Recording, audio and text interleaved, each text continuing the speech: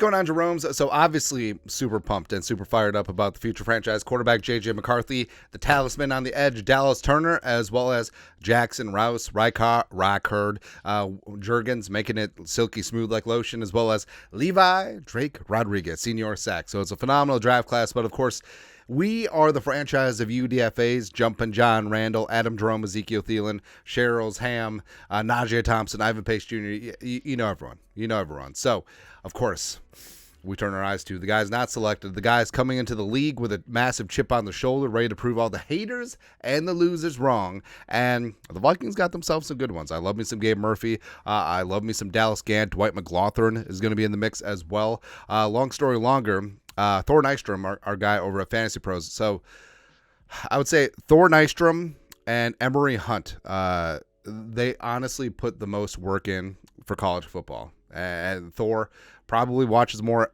FBS football than anyone on this planet.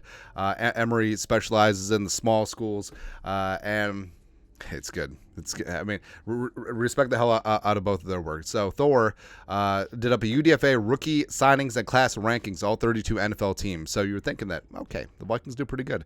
They did pretty good last year in the rankings as well with Pace, Andre Carter II, as well as Najee Thompson. So Chiefs have won.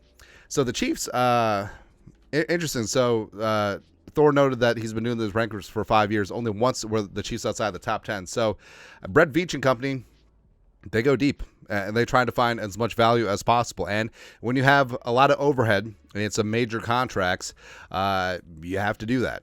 You have to be able to supplement the roster since you're not going to have a ton of cap space generally, as well as usually you're going to be drafting at the back end of each round, probably 32-ish. So scouting does matter at the end of the day. Also, so I also always love Thor's comps, right? Because you read names that you haven't heard in so long, like C.J. Fedorowicz. Come on, man. Come on. Let's go. Boston Scott, of course. Jerome Baker, I love. Let's go. Ryan Wright. But the Vikings, the Jets clock in at 2. So they got turned down for Watts, LT3. Kind of surprising that LT3 went undrafted, but it sort of is what it is in that spot. McGregor, sure. Yeah, it's interesting that McGregor went undrafted. Anyways, but the Vikings clock in at numero tres. So the draft class headlined by Gabe Murphy. So he's got his rankings from his top 500 as well. So Murphy, McGlothern, and Richter and Gant were all within the range of being drafted. Trey Knox borderline as well. So overall, I'm pretty fired up, though, the way that this thing went. This is what Thor wrote. The Vikings showed an increased emphasis on the UDFA process last year, and it paid off in a huge way with immediate starter Ivan Pace Jr., special teams ace Najee Thompson, and an intriguing developmental pass rusher in Andre Carter II.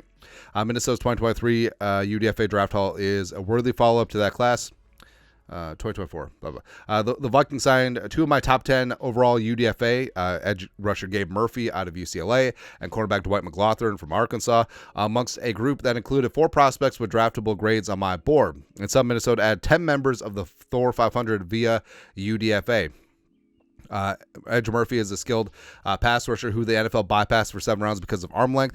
It would be stunning if he doesn't make the team. The last 3 seasons, Murphy posted PFF pass rushing grades of 90.4, 87, and 87.6 respectively over a combined 921 pass rushing snaps with 18 sacks. He's a one-trick pony. UCLA only dropped him into coverage on 29 snaps the past 2 years, but that trick is pretty neat, and one that is valued in defense coordinator Brian Flores' hyper-aggressive scheme. And McGlothern was having a breakout season last year before his campaign was derailed by turf toe. McGlothern lacks athleticism, but he started 4 years in the SEC. He started 2 years at LSU as well as 2 years at Arkansas, and is blessed in both length and legitimate ball skills, 8 career interceptions. The Vikings attacked the defensive side of the ball in the UDFA. They pulled out 2 other defenders I drafted grades on, linebackers Bo Richter from Air Force as well as linebacker Dallas Gant from Toledo, unless you count disappointing recent round 3 pick, Brian Asamoah. The Vikings have no depth at linebacker. I believe that either Richter or Grant, whoever performs better in camp, will make the week 1 rooster. So, I mean, of course, everything on paper, everything after the draft, whether it's draft grades, whether it's UDFA class grades, I mean, does it mean anything at the end of the day? Not really, but also I do love that the Vikings were able to get value, because the consensus seems to be that Murphy probably should have been drafted. Probably should have been a 5th-round pick somewhere in there. But of course, NFL sometimes they're measurement snobs, and Murphy's lack of length in his arms was going to be held against him. Also, the fact that he put up a 9.28 RAS, despite the short arms and lack of size, is pretty damn impressive. And also, I do think that McGlothern, just given his ball skills, could find a way into the mix. Richter, plays like his hair is on fire, is fantastic. Dallas Gant, formerly at the Ohio State, and now working his way in Toledo, back-to-back, 130 tackle seasons. Either way, leading the Rockets. Yeah, because they're the Akron Zips. Nailed it.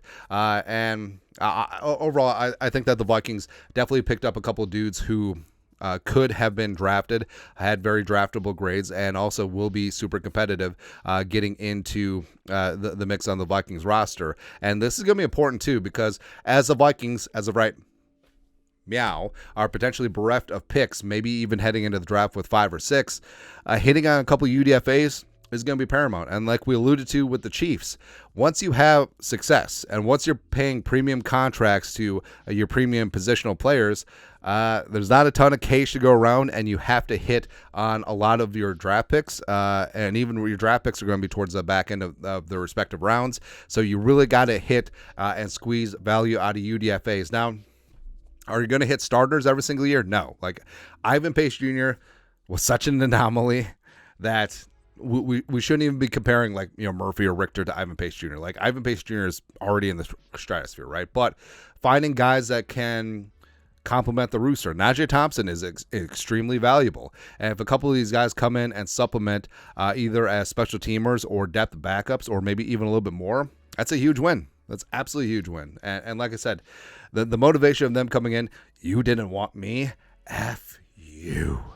That chip on the shoulder really does mean a lot, man. So I'm glad that the Vikings getting some respect around the league from people who know. That's right. But your thoughts are thoughts. Vikings ranked the 3rd Trace best UDFA class according to our guy Thor Nystrom over at Fantasy Pros. Let us know your thoughts on our thoughts and his thoughts in the comment section below. Subscribe for daily Vikings takes. Want to support the work? Put a little something in the Venmo. But till next time, Skull Production Value.